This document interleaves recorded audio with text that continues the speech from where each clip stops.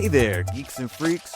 Welcome back to Let's Get Critical, an actual play D&D podcast.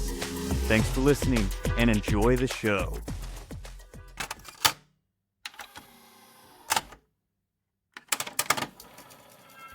Hey there, geeks and freaks, and welcome to today's episode of Let's Get Critical. I'm Sarah, and I play Cassandra Hart in our campaign, The Static Between Worlds. Today, we'll be doing a little recap, the story so far kind of deal, for anybody that needs a refresher, or for those of you who just want to start the series after we got the good mics. Our story starts with 4 teens getting ready for the first day of a new high school year in Eldritch Falls. A world lovingly crafted by our illustrious dungeon master, Micah. Everyone say thank you, Micah! The new girl, a rather human-looking Aasimar named Cassandra Hart, is secretive and slow to trust, despite being the niece of the town sheriff. Sienna Canto, played by Amanda, is a bubbly and bright halfling whose parents just recently passed away and now stays with her kooky Aunt Celeste in a tourist trap tea shop. The Everfield siblings, played by Beth and John respectively, who are siblings in real life, by the way, that shit's real, are 2 tieflings named Madonna, a rebel with a penchant for pyrotechnics, and Jimmy, a nerd with seriously inconceivable amounts of sweat. They are 2 long-suffering survivors of overly loving parents in middle-class suburbia. After dodging a well-meaning guidance counselor, our eclectic group of misfits and outcasts get thrown together through happenstance, aka the machinations of a mean girl and the DM.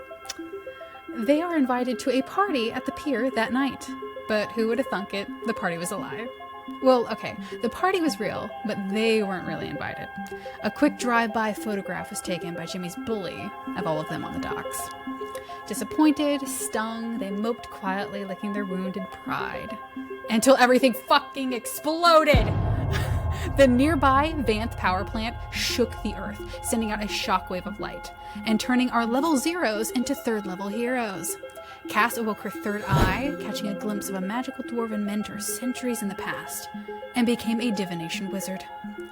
Sienna found a freaky little friend in a being named Junebug, and after bonding over shared losses and the power of friendship, turned into a Pact of the Blade warlock.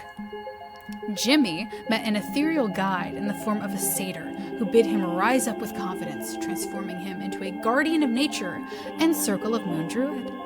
Finally, amidst a community of drum beats and strumming strings, Madonna guitar soloed her way into becoming a College of Glamour bard, as she was given a very important mission by her medieval musical ancestors: break the system.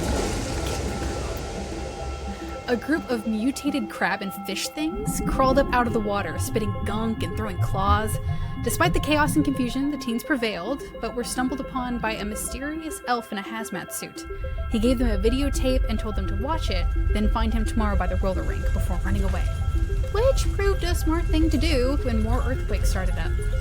They made it to the road, but Cass got knocked down, and her Uncle Bernard picked them all up and took them to the hospital, where they discovered that a slew of injured had been disappeared by 2 men in black, identifying themselves as Secret Service. They watched the tape that night, all huddled up in the Everfield house, and again the following morning, having been freed from the restrictions of school that day. They learned the elf they'd met, the Static Man, had discovered a way to pull magic through the ancient runic barrier that he theorized was created so long ago by their ancestors to block magic from this plane. But in doing so, there are consequences.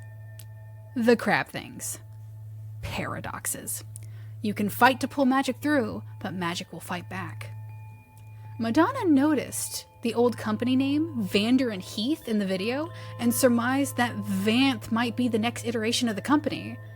But before they could pursue that further, Sienna got a concerning phone call, so the group rushed to Sienna's house, only to find sinister, shadowy entities had taken up shop. They called Sienna Junebug's champion, and seemed to have some serious primordial beef with her. But the group cleaned them up pretty quick before checking in on Aunt Celeste, who, it turns out, used to work at Vander and Heath. Too bad her brain is Swiss cheese, but she did give them quite a few useful bits of info. Most importantly, a photograph of the mysterious elven man back in the day, who was none other than Vander himself. They rushed to the roller rink, ready to read him the riot act, but he was pretty forthcoming.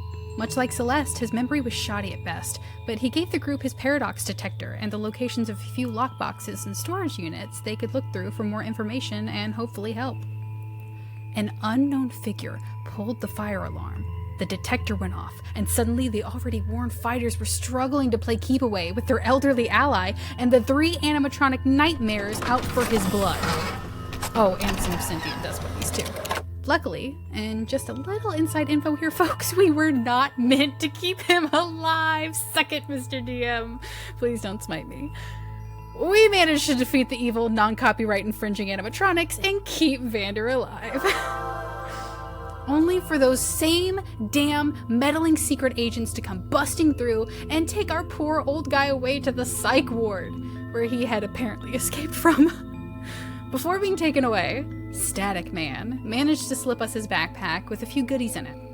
After a quick cover-up with Uncle Bernard, who vouched for the teenagers being out and about on a school day, they were all dropped off at a local diner to recover.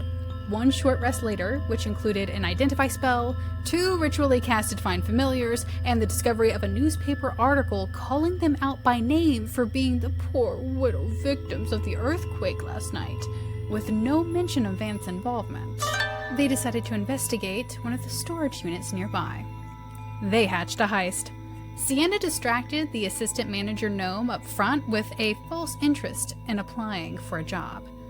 Jimmy's newly manifested owl familiar stood watch in the hallway, Cassandra's new lizard familiar covered the security camera, and the other 3 put their heads together and solved a little keypad puzzle.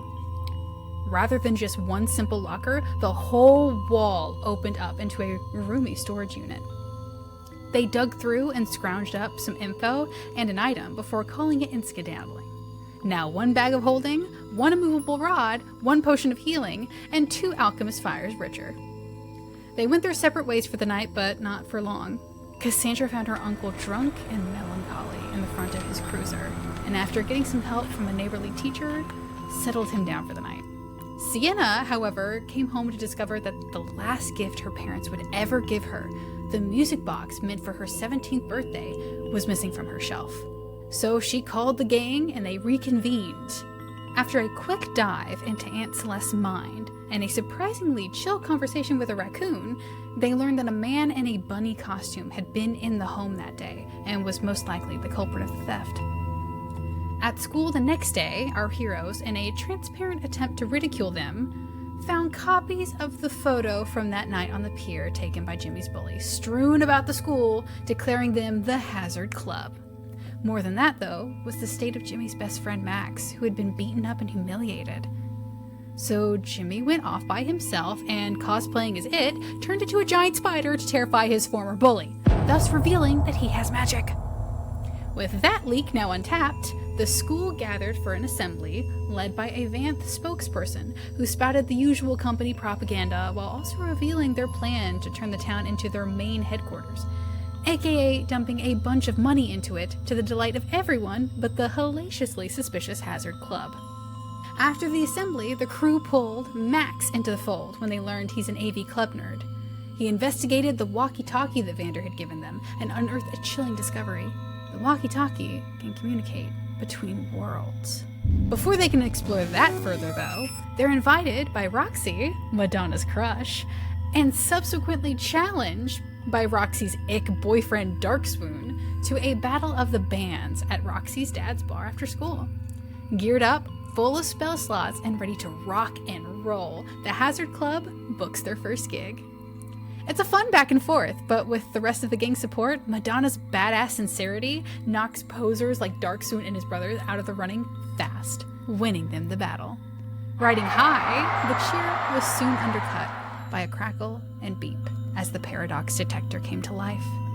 Across the bar lies a cemetery, one now rising with unruly undead. The Hazard Club has some hazards to club back down into the dirt. And that's where we left off.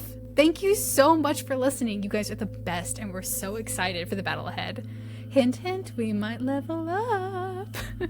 If you've gotten this far, consider dropping us a like or a follow or whatever the current equivalent is for whatever you're watching us on. We really appreciate the help and the feedback.